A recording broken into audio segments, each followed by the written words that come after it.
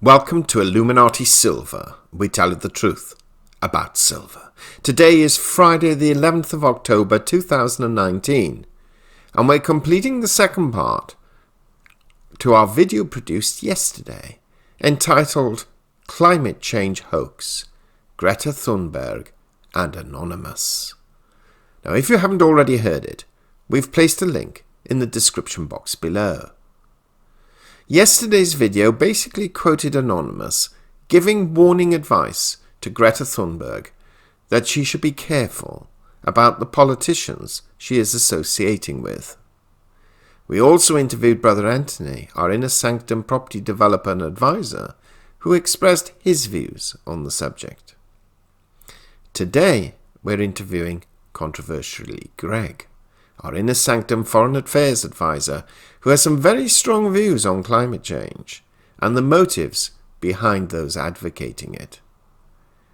We also discuss the potential impact climate change could have on precious metal prices. So without further delay, let's listen to what he has to say.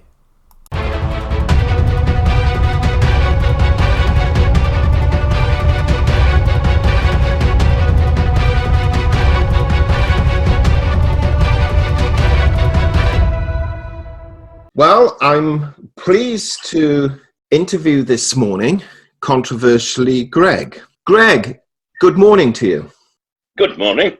Yesterday, we published a video on Greta Thunberg. We quoted Anonymous, and we had the pleasure of interviewing Brother Anthony, who at the moment, as you know, is in Kazakhstan. Now, basically, the tenure of the discussion evolved around the fact that Anonymous sent a warning out to Greta saying, be careful with whom you associate, because at the end of the day, these people, the politicians, are linked to the very companies that are causing or contributing towards, not causing, but contributing towards global warming, and that she should not be seen mixing with them and advocating and proposing them. Now, basically, we then developed the discussion into what the purpose behind this global warming agenda is. And whilst Brother Anthony is of the view we do have a problem vis-a-vis global warming, to some extent, the solution that's being advocated is an incorrect one. We shouldn't be holding demonstrations in the streets, but his view is people should take it upon themselves to basically reduce their carbon footprint, plant trees, and so forth, rather than impose taxes or impose some form of carbon tax, which effectively will just hinder individuals' purses or pockets. In other words, a stealth tax is not beneficial to daily life or to the economy as a whole. Now, he's a property developer, so of course, I do expect him to look at things from a taxation point of view. What's your general view, firstly, on the whole global warming issue? And then let's focus into Greta Thunberg and what she is doing, because I know you have a very different take. Indeed, very different. I think we ought to be dealing in facts, not the spin and fantasy that suits governments. Perhaps we can start by quoting an old friend of mine, sadly departed, though, to be honest, much missed in this troubled world at the moment, Christopher Booker, who on the 7th of February 2015 stated in the Telegraph, when future generations look back on the global warming scare of the past 30 years, nothing will shock them more than the extent to which the official temperature records, on which the entire panic ultimately rested, were systematically adjusted to show the Earth as having warmed much more than the actual data justified. There is no doubt that there is climate change. Climate change has been omnipresent on this planet for 4.5 billion years. We have gone through long periods of ice age. We had some 10,000 years of 24/7 continuous rain on the whole of the planet. We have had desert periods across the planet. We have had climate that has wiped out the dinosaurs, who were one of the most successful species that this planet has ever seen, if not the most successful, in that they were on the planet for 150 million years. Climate changes. It is a pragmatic reality of planet Earth. We have an area on the planet to look in the rather more recent times called the Northwest Passage. It was the passage by which ships sailed around the northern Americas, ice-free from the Atlantic to the Pacific. Now, there is ice. It is possible at some times of the year to force a way through that ice, but at the moment it's iced up. We also have huge island of Greenland, called Greenland because it was a green and fertile farming area during the time when it was settled by the Vikings, hence its connection with Denmark. Climate changes, get over it. Mankind has virtually no input to that change of climate. I suggest that the next 10 people you meet, ask them how much CO2 there is in the atmosphere. I think you'll be astonished at either their total lack of knowledge or the wild assumptions that they have been fed to suit a new structure of taxation. And the direct comment from a senior member of the United Nations that climate change will be blamed on mankind so that we can curb capitalism and redistribute wealth. That is a provable quote of a senior United Nations delegate. Actually, not delegate, senior member of their staff. It's all published, all readily available, but not politically correct or easy to put across to the public. Let's look at CO2, which is the item that is blamed in the main as a global gas that is causing global warming. Interestingly, the term global warming was dreamt up by a man by the name of Svante Arrhenius, a Swede, who won a Nobel Prize for his work in 1903. He was also a committee member of the Nobel Prize, and he said that global warming was due to mankind because of production of CO2. He even went so far as to state the amount of CO2 that was required, additional CO2 in the atmosphere, to raise the temperature by how many degrees. Interestingly, he did that at a scientific time in which it was impossible to measure the total content of the atmosphere in percentage terms. There was no means of doing it. And it seems nobody has done the exact science since. Nobody has been able to prove whether CO2 increases temperature or temperature increases CO2. And we are still working on the convenient assumption that was put forward in 1903 based on no scientific evidence whatsoever. This became, it would appear, something of a family industry for Svante Arrhenius. And it is believed that he even went so far as to encourage the award of Nobel Prizes to people who agreed with him and discourage the awards, as he was a committee member, for people who did not agree with him. The industry has passed on, it would appear. His great-great-grandson shares his name, Svante. You may have heard of Svante in the last few years. His surname is Thunberg, Svante Thunberg. He is the father of the new populist industry that the family would seem to have latched onto, of blaming mankind for global warming.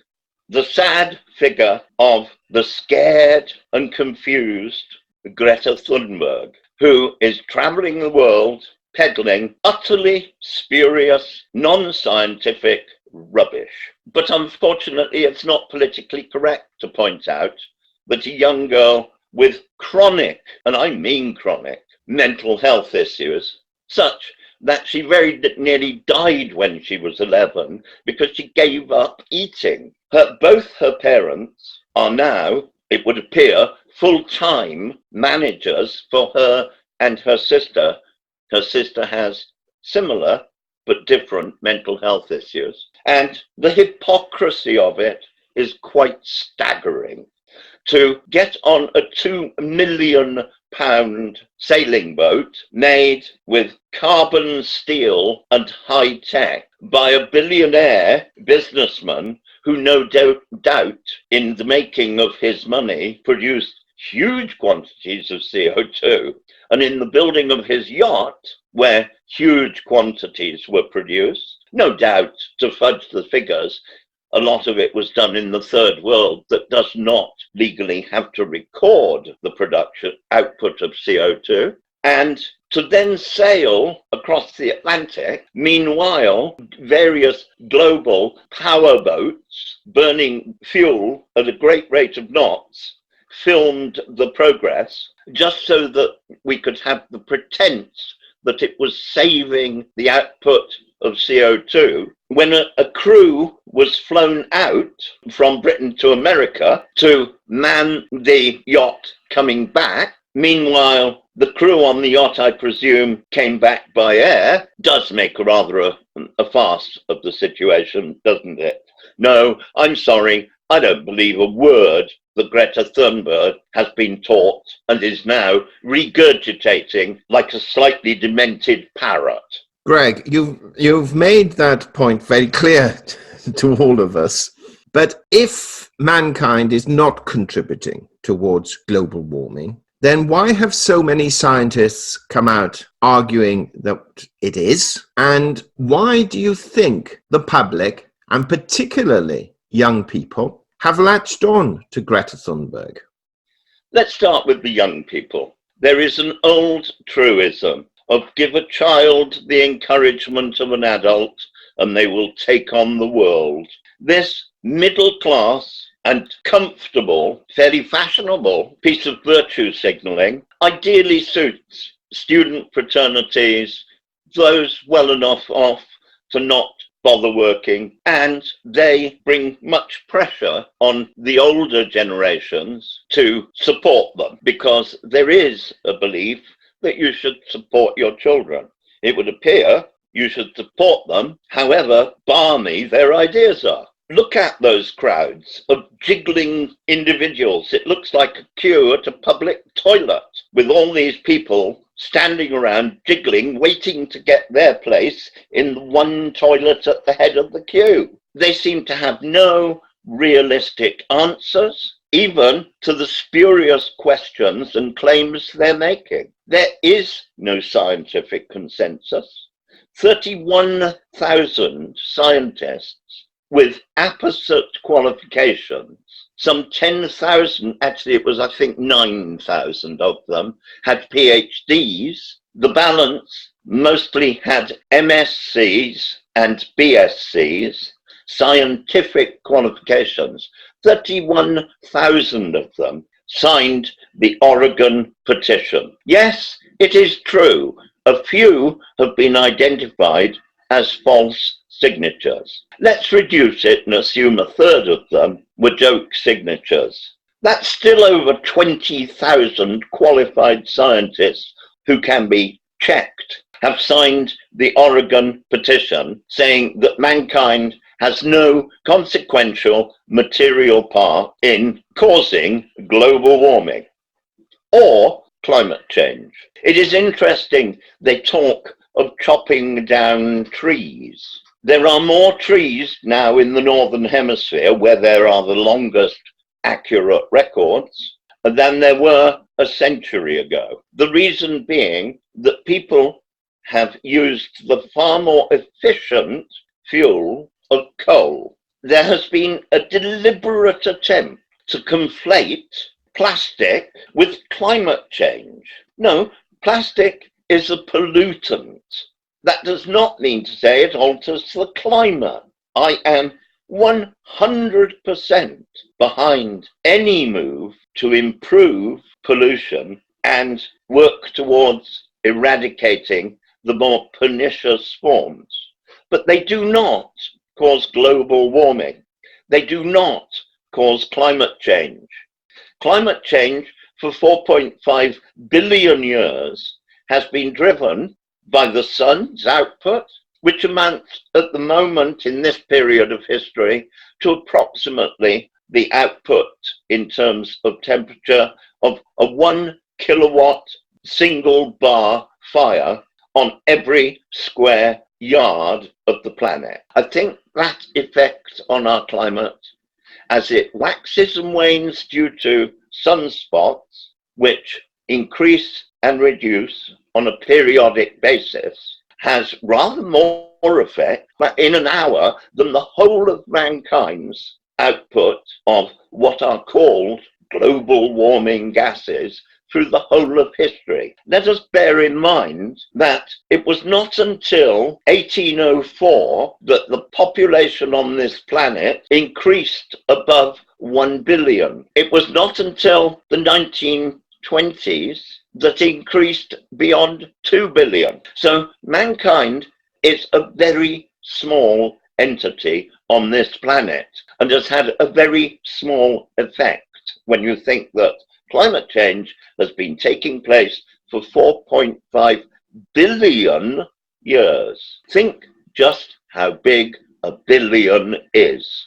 Mankind has only been here with any influence on the planet in his present state, or should I say his present form as a mammal, for approximately 800,000 years. That's very recent when you compare that figure with 4.5 billion. We are talking of reducing 4.5 billion to a 24-hour clock. That would mean that mankind turned up in the last 10 seconds. The planet has had global warming for 23 hours and 59 minutes and 50 seconds. And now we turn up and somebody has invented climate change as being mankind's fault. There are more trees now than a century ago. Remember that. Add to that, we only started farming approximately 20,000 years ago. And that was mostly itinerant farming. Settled farming didn't start until approximately 12,000 years ago. The sun is the main driver of our climate and the temperature on this planet. It has also been affected by plate tectonics, and think back, well, hardly think back, because it's not exactly something people tend to remember, of Gondwana and the format of where the land masses were at that time. We have had incredible changes due to plate tectonics. Another huge input to the planet's climate and global warming and periods of global cooling, because we can actually trace some 29 ice ages, which means by definition there have been 29 periods of global warming that we can trace. Global cooling, you mean? No, global warming after the ice ages, otherwise right. We would be buried in ice again still. Right. And when you bear in mind where I live, which is on the banks of the River Severn near Bristol, where I live was 1 mile deep in ice at the last ice age. A mile of ice above us. So I'm a little bit glad there is global warming, to be honest, or I'd be a mile deep in ice. Right, Greg, we have 5 minutes left, and I have 2 questions within those 5 minutes. The first is, therefore, what is this agenda all about? Because Brother Anthony mentioned that, in his view, it's a stealth tax. And the second question, then, is its impact on gold and silver, mining, and ultimately prices. So what's the agenda all about? The agenda is quite clearly all about taxation. It is also, as the United Nations senior representative said, about curbing capitalism and redistribution of wealth, taking it from the innovative and the competent who have taken great trouble to build industries and businesses to feed people, without which starvation on this planet would be a generic, and take it from those hardworking individuals and give it to countries where there is less of a work ethic, less innovation, and a different style of economy. Okay, so on that note, precious metals. If there is an introduction of carbon tax, which obviously there's an element of it, and the move is towards increasing that, how will that affect the mining of precious metals? Will it make it more costly to mine? Because obviously if the price of oil goes up, miners use a lot of oil or petroleum-based products. Will that therefore make those mines uneconomic? Or will it perhaps even drive precious metal prices higher because it costs more to actually extract from the ground? Precious metals are something of a gambler's paradise. The price is heavily affected by the marketplace rather than the marketplace affected by the price. I remember well when in South Africa, living there and working in connection with the mines, having been to the bottom of what was the deepest mine in the world at the time, Durban Deep. Those mines used to open and shut dependent on a $5 change in the price of gold. Gold is a commodity used as a backstop and for gambling. Predicting gold is based not on its availability, not on the output of gold, but on what the market will pay for it. So it becomes a skill not pertaining to the commodity itself, but pertaining to those who gamble on its rise and fall. I make no claim to be able to do that, but I am well aware that there are different schools of thought on this. Those that intelligently, in my opinion, are cautious and suggest a spread of investment, and those who would seem to make their money out of a commission as pumpers of the price and would have you put every asset you have into gold or silver, dependent on your means and your choice. Gold will continue to inexorably rise in price because it is in the interest of those who gamble on gold, both governments and individuals, for it to rise. And if you look at the price of gold over a 10-year period, a 50-year period, and a 100-year period, you will find it steadily rises.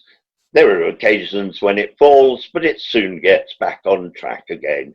Those falls are in the main adjustment. I would suggest that if you have available money, gold or silver are good investments. That does not mean to say you will be making a lot of money out of it, but you will be making sure that your money is not tied to minor industries or even major industries that come and go in fashionable terms, and also it will be spared to a great extent from the vagaries of political manipulation, though the price of gold is hugely manipulated by governments and international individuals. I don't think climate has anything to do with it. I think a term that we like to use, and it's a term used many years ago, and that is that it preserves wealth. Gold is a preservation of wealth. I agree entirely. It will gain in price, but compare that gain with the inflationary loss of the money you're making, and I don't think you're making a great deal of forward progress. You are merely preserving your wealth. Greg, thank you very much. Really appreciate your time and for enlightening us with a different view on global warming and climate change. My pleasure. So there we have it. We certainly know which camp, controversially, Greg sits in. The only thing we can basically say to conclude this video is a quote from writer Edgar Allan Poe, who in 1845, in the short story The System of Dr Tarr and Professor Fether, he stated, quote, "You are young, yet my friend, but the time will arrive when you will learn to judge for yourself of what is going on in the world, without trusting to the gossip of others. Believe nothing you hear, and only one half that you see." Thank you for listening. Please let us know what you think. We hope you have found this video interesting and informative, and if so, please give it a thumbs up and share it on social media. Please ensure that you have subscribed to our channel and press the bell sign so that you are notified of any future videos. Also, kindly visit our website at illuminatisilver.com, and if you haven't already done so, please subscribe either as a free or paying member for regular email updates and offers. Disclaimer: Illuminati Silver owners come from a background of banking, international wealth management and economics. Having now retired from these worlds, we are not qualified to give investment advice. Therefore, this and other productions must not be deemed to be giving such advice and merely represent the personal views of its owners.